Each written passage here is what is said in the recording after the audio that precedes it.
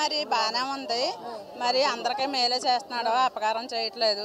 మరి నాకైతే మరి నా భర్త చనిపోయి 3 సంవత్సరాలు అవుతుంది.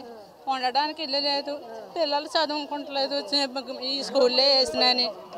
మాది కాకినాడ అండి. మా భవిష్యత్తు బాగోక మరి ఇక్కడికి కాపురం వచ్చాము. ఇంకా ఎవరు వస్తే మీకు న్యాయం చేస్తారు అనుకుంటున్నారు?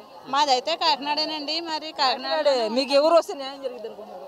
ఏ ఊర్లో అయినా జరుగుతుంది అనుకుంటున్నాము. ఎక్కడైనా చేస్తాడో, జగన్ చేయడం అంటలేదు.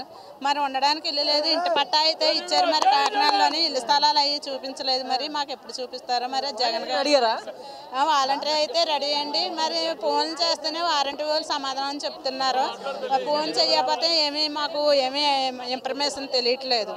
తెలియకపోతే సచివాలయానికి వెళ్ళినా వారంటీ వాళ్ళకి ఫోన్ చేసుకుంటేనే తెలుస్తుంది. సచివాలయానికి వెళ్ళినా వారంటీ వాళ్ళకి ఫోన్ చేసుకున్నా అలాగే తెలుస్తుంది. వారంటీ వాళ్ళు ఫోన్ చేసి చెప్పట్లేదు. సచివాలయానికి వెళ్ళినా కూడా గెలుస్తారు సరిగ్గా. జగన్ గారే గెలుస్తారు. మరి జగన్ గారే రావాలనుకుంటున్నాం.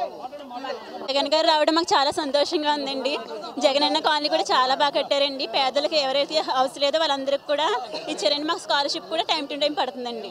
జై జగన్.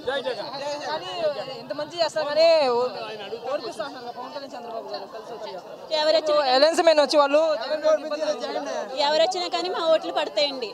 జగన్ సైడ్ మేము ఉంటాం. జగన్ తీసుకున్న వాళ్ళందరూ ఓట్లు వేస్తారని గ్యారెంటీ ఏం లేదు కదా? ఏంటండి? అదే బెనిఫిట్స్ తీసుకున్న వాళ్ళందరూ ఓటు వేస్తారని గ్యారెంటీ ఏం లేదు? వేస్తాను సార్.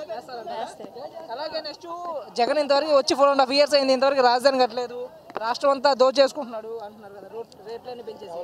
అవన్నీ ఫేక్ సార్, ఫేక్ అండి. Thank you sir.